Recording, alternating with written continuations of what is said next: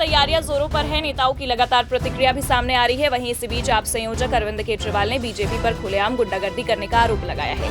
उन्होंने कहा कि गृह मंत्री के निर्देश पर पुलिस बीजेपी के गुंडों का साथ दे रही है। दिल्ली ने आज तक ऐसा गुंडागर्दी वाला चुनाव नहीं देखा।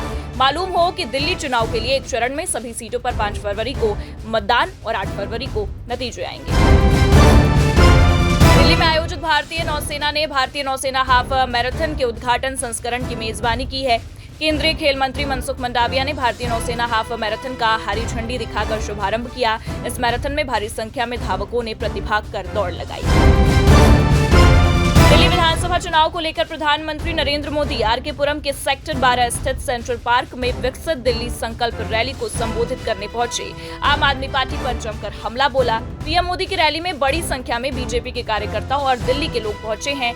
बता दें कि दिल्ली की सभी 70 विधानसभा सीटों पर एक चरण में 5 फरवरी को मतदान होगा और 8 फरवरी को मतगणना होगी। इसी चुनाव के नतीजे घोषित किए जाएंगे। भाजपा सांसद प्रवीण खंडेलवाल ने केंद्रीय बजट को गोली के घाव पर बैंडेज कहने के लिए राहुल गांधी की आलोचना की और कहा कि उनके बयान अवास्तविक और निराधार हैं। उन्होंने कहा कि ये बजट देश को 2047 तक पीएम नरेंद्र मोदी के विकसित भारत के दृष्टिकोण की ओर ले जाएगा। पीएम के नेतृत्व में भारत देश की तीसरी सबसे बड़ी अर्थव्यवस्था बनने की ओर बढ़ गया है। सभी प्रावधान बजट जमीनी हकीकत को ध्यान में रखकर बनाया गया है। सांसद संजय राउत ने केंद्रीय बजट की आलोचना की और दावा किया कि मोदी सरकार का हर बजट चुनावी पैकेज है। उन्होंने कहा कि बिहार में चुनाव होने वाले हैं। मोदी सरकार का हर बजट चुनावी पैकेज है। इस बार बिहार में चुनाव है और इसलिए उन्होंने बिहार को सबसे अधिक राशि आवंटित की है। संजय राउत ने कहा भाजपा ट्रंप से डरती है। वो जो भी कहते हैं उन्हें मानना पड़ता है। कांग्रेस नेता उदित राज ने दिल्ली में डॉक्टर BR अम्बेडकर की मूर्ति के साथ हुई तोड़फोड़ को लेकर विरोध प्रदर्शन किया। ये विरोध प्रदर्शन आपके राष्ट्रीय संयोजक अरविंद केजरीवाल के आवास के बाहर आयोजित किया गया। उन्हें हाथों में तख्तियां लिए और अरविंद केजरीवाल के खिलाफ नारे लगाते देखा गया। गौरतलब है कि गणतंत्र दिवस के दिन अमृतसर में एक युवक ने अम्बेडकर की प्रतिमा पर चढ़कर हथौड़े से प्रहार कर उसे क्षतिग्रस्त कर दिया था। भाजपा सांसद मनोज तिवारी ने बजट को लेकर कहा अभी सबसे बड़ी चर्चा यही है कि 12 लाख की सालाना आय तक कोई टैक्स नहीं लगेगा।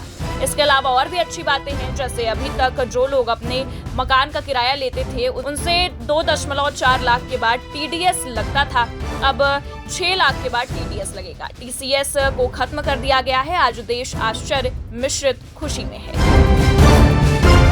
इन दिनों दिल्ली विधानसभा चुनाव को लेकर तैयारियां तेज हो गई हैं। वहीं इसी बीच संबित पात्रा ने एक रविवार को दिल्ली भाजपा के प्रदेश कार्यालय में प्रेस कॉन्फ्रेंस को संबोधित करते हुए आम आदमी पार्टी पर कई गंभीर आरोप लगाए। उन्होंने कहा कि दिल्ली के पूर्व सीएम अरविंद केजरीवाल के चेहरे पर घबराहट नजर आ रही है। साथ ही साथ उन्होंने आपके विधायक सोमनाथ भारती पर जमीन हड़पने और अधिकारियों को धमकाने का आरोप लगाया। बिहार विधानसभा चुनाव से पहले सीएम नीतीश एक्टिव मोड में नजर आ रहे हैं। वहीं इसी बीच गत मुख्यमंत्री नीतीश कुमार प्रगति यात्रा के दौरान बांका पहुंचे। यहां उन्होंने रजौन के बाबरचक स्थित उन्नति ग्राम का निरीक्षण और उद्घाटन किया। सीएम ने 362 करोड़ की 178 योजनाओं का उद्घाटन और शिलान्यास किया। इसमें 234 करोड़ की 17 योजनाओं का शिलान्यास और 128 करोड़ 50 लाख की 161 योजनाओं का उद्घाटन शामिल है। नीतीश कुमार ने जीविका दीदियों को 103 करोड़ का चेक भी सौंपा। हरियाणा सरकार के एडवोकेट जनरल कार्यालय में कॉन्ट्रैक्ट के आधार पर भर्ती प्रक्रिया के लिए आवेदन शुरू हो गई है। 100 कानून अधिकारियों के पदों के लिए आवेदन मांगे जा रहे हैं। आवेदक को किसी भी राज्य बार काउंसिल में अधिवक्ता के रूप में पंजीकृत होना अनिवार्य है और किसी भी न्यायालय में वकालत का अनुभव होना चाहिए।